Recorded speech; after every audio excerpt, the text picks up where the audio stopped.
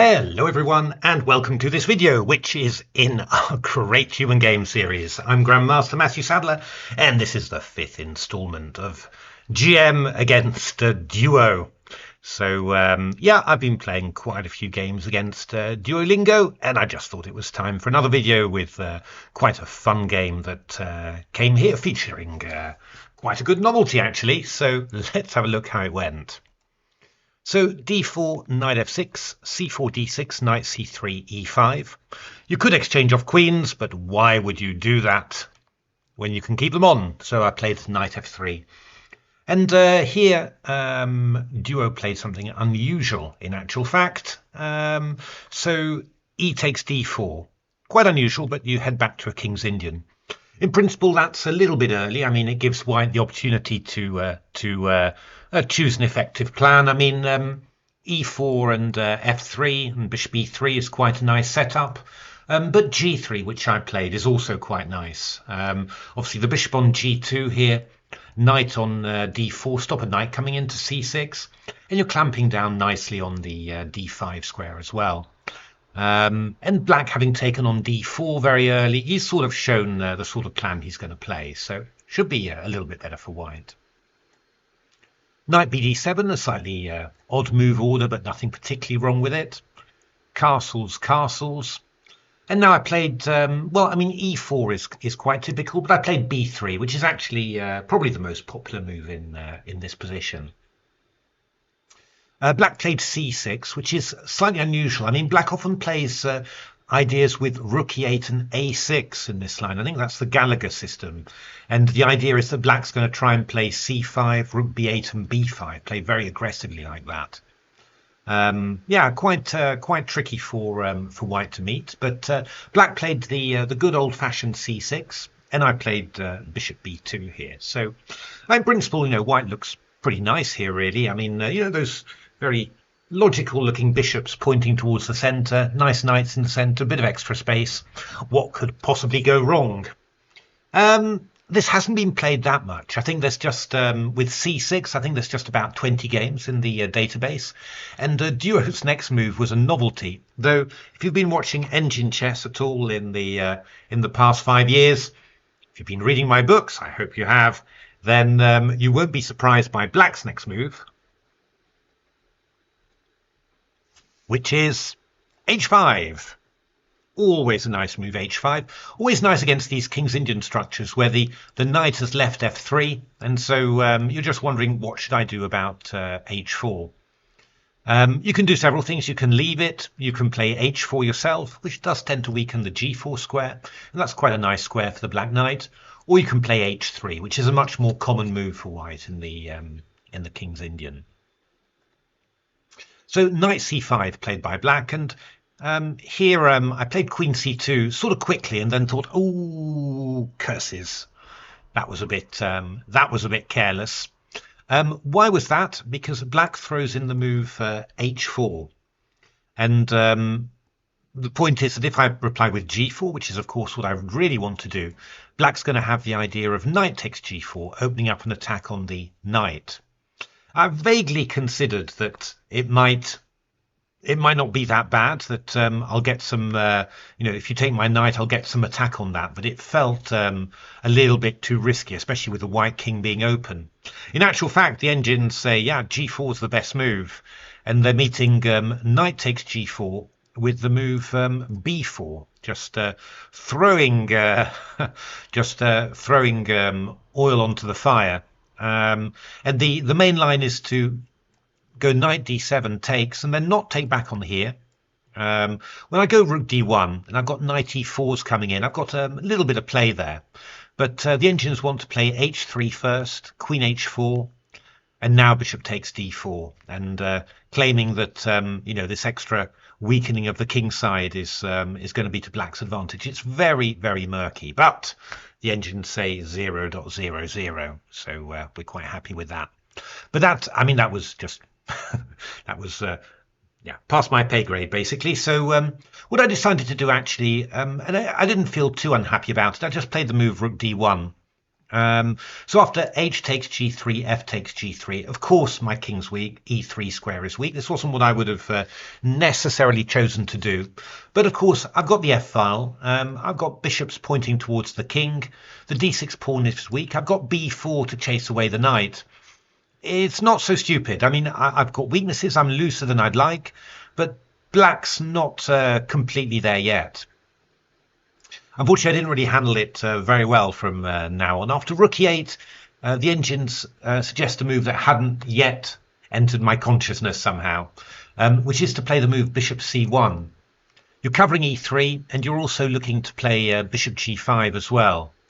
And yeah, after knight h5, you could play g4, or you could play a move rook f3, although here the engines are suggesting knight g3 and queen h4, hitting these two, when you have to play rook d3, and then the engines say bishop d7 and compensation for a piece. Well, I'm sure King's Indian players out there will be saying that's exactly the type of position I want to play. But it would have been very sensible to give my dark squares some cover there in any case. I played the move b4, which is kind of loose. Knight e6 and then e3. This was the idea. I mean, I was thinking if takes, I can take back with the pawn, repair my pawn structure. And I was also thinking that I can come round to f2 with the queen and attack on f7. So, you know, it seemed like something decent somehow.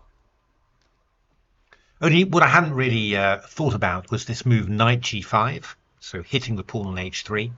And yeah, kind of automatically I played the move h4 here. I was sort of hoping that after knight h3, king h1, that that my position would sort of be okay. You know, that this knight's rather trapped, and well, maybe I've got some stuff coming in somehow. The engines just say don't be stupid. Knight h5, hitting g3, and if you try and defend it, we're just going to come in and completely rip your position apart. So that would actually just have been catastrophic for me. There's no two ways about it. Of course, king h2, knight g4 check is quite horrible. Takes knight e3. But I'm not playing a proper engine. I'm playing duo. So you do get away with some stuff. And duo played the move knight g4, which also looked quite interesting, hitting the pawn on e3. But that didn't look so bad. I took on g5, and duo took on e3. Queen g5 is what the engines want, hitting the pawn on e3, and also thinking about playing queen h6 and queen h2. But okay, I mean, I can sort of cover with bishop c1, and then maybe move my bishop out of the way or move my knight away. The engine set's better for me. It feels rather risky to me, but I'll settle for the engine assessment there. Black played knight takes e3, and now I was actually quite happy because I get to play the move queen f2, and I'm threatening the pawn on f7. So that actually feels quite good all of a sudden.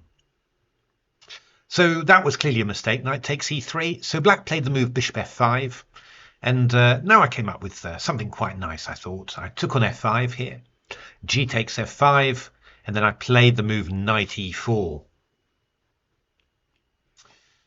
What is the point of knight e4? Well, obviously I'm cutting the defense on the knight of e3 by the rook, so I'm actually threatening queen takes e3. But what I'm also aiming for is the f6 square. So I've got two possibilities, and of course, if you took on e4, takes on e3 would be all very well, but I've got the even stronger queen f7 and queen takes g7 checkmate. So there's a lot of, it really felt very good somehow from that point of view, a lot of things connecting somehow. Black played bishop takes b2, and now I'm really a bit upset with myself that I didn't see the key tactical point here. It's an unusual one. It's kind of it's easy to miss, but it's not really that difficult. So you would kind of expect that you could find it. I mean, I'm playing very quickly these games. I mean, the whole game takes about 3 or 4 minutes somehow. So I mean, moving at pretty fast pace. Obviously, duo's moving instantly, and I'm just playing fast as well. But you might want to stop it and see what is the key tactic here. It's if you spot it quickly, then I'll just be slightly upset with myself a little bit more somehow. The idea actually is that you go queen takes e3, and after f takes e4, you play this very clever move queen f2, hitting the pawn on b2 and hitting the pawn on f7, and it's impossible to defend both. So queen b6, I just go c5, and that's going to be the end of that. So that's really nice. You know, black's best is to take on g5, and then I go queen b2, and white's just a piece up there. So that would have been really, really nice, but it didn't occur to me. I was looking at queen e3 an awful lot, you know, maybe thinking about stuff like playing g6 or something like that. But yeah, this idea of playing queen f2 never occurred to me. And I've been doing so many tactics recently. So what I played was rook d6, which I kind of quite liked. And yeah, I mean, I was thinking that you know, attacking the queen obviously is quite good. I'm getting out of this capture, and obviously my other rook's still hanging. But knight takes d1, attack my queen somehow. So I thought this was a very nice thing to get out with of tempo. And well, I've got ideas like g6 as well, so it felt very powerful. I mean, you know, if you go queen b6, I go c5 takes, and then I go queen e3. And I've got you know, completely over to that side somehow. So after fe4 g6, I'm powering through. I didn't check it, but you know, I assumed this was going to be very good. But black played the move queen e7, which I'd sort of thought of, but somehow I hadn't quite. Yeah, I don't know. I hadn't thought it through completely. The one thing I had realised was that queen e3 allows queen takes d6, which isn't obviously very good. Takes. But I came up with what I thought was a very nice idea here. I played queen takes b2, takes, and now rook f6. And yeah, rook g6 check is a very big threat here. So I wonder if you can find the move that black played here. There's actually two moves that black could play to keep the balance. I guess there's kind of a human move and there's kind of an engine move. So queen e5 would be the natural human move. I'm sure my colleague Michael Adams would play this in a flash, just looking to exchange off queens, try and reduce the material there. You know, there's still chances and threats and everything, but that's a pretty decent move. The move that Duo played was knight f5, which is attacking the rook on d6, of course, and covering this threat of rook g6 because of knight g7. Very, very clever move. So, well, I played another good move, rook d1, leaving that knight hanging on f5, and after queen e5, I come over to f2. And this is looking pretty dangerous. I mean, I'm attacking this one, the f7 pawn behind, and there's also g6 in the air. So I was actually thinking that I probably had a very good position. But after knight takes g3, I got a little panicked because yeah, I mean, black's threatening e3 to e2, and suddenly realised that after g6, there's this move knight e2 check. So, and wherever I go, it's going to be rather nasty. King here, I think I can just go queen c3 check here. And obviously, if you go king g1, then it's going to be knight e2 check again. So it looks like it's going to be a draw, that one, and indeed it is a draw as the engines confirm, 0.00. But I had a sudden flash of inspiration. It went very quickly in my head, I have to say, and I played the move rook d7, which set up an amazing trap, absolutely amazing. It wasn't necessary for black to fall into it, but Duo actually did. Obviously, I've got all sorts of threats. I mean, taking on f7 is really dangerous, to triple up on the, or double up rather, on the 7th rank. But black played e3, which, you know, it sort of looks like you're not going to have time to take on f7 somehow. But I had a very nice idea in my mind. Can you spot what that was? How did I make Duolingo's king go boom and make Oscar's moustache droop? It was the very nice rook g6 check. And there's not very much you can do. If you go f takes g6, I go queen f7 check and mate you on h7. If black plays king h8, I can actually just give you a little check again and then take on f7. I really like that one. It's very, very, very nice. Duo took the most destructive route and played queen g7, and I exploited the pin. Check. King there, and queen takes g7. And Oscar demanded a rematch, of course. So there we are. Hope you enjoyed that. Plenty of mistakes, but that's kind of the fun about playing Duo. From time to time, plays incredibly well too strongly for me, and you end up losing games or ends up defending incredibly. But from time to time, just makes some blunders. A little bit like playing Leela at one play odds, simply, just no calculation at all, some good general feeling, but also some blunders, and well, that's pretty fun. And of course, you're earning points when you do it. 50 for normal if you win, and 150 on triple points. That is amazing. So there we are. Hope you enjoyed this. If you're wondering where I've been and why I'm making fewer videos, I'm writing a lot at the moment. So if you take a look at my blog, matthewsadler.me.uk, there's some really, really good stuff out there that I've been writing. I might do some videos about it sometime as well, but somehow the stuff I'm looking at just goes a bit easier on the page rather than in a video somehow. But do take a look on that. There's lots and lots of stuff there, and I think some very good unusual stuff in there. And otherwise, thanks very much for watching. I'm definitely going to do get into doing some more videos at some time soon, so don't worry about that.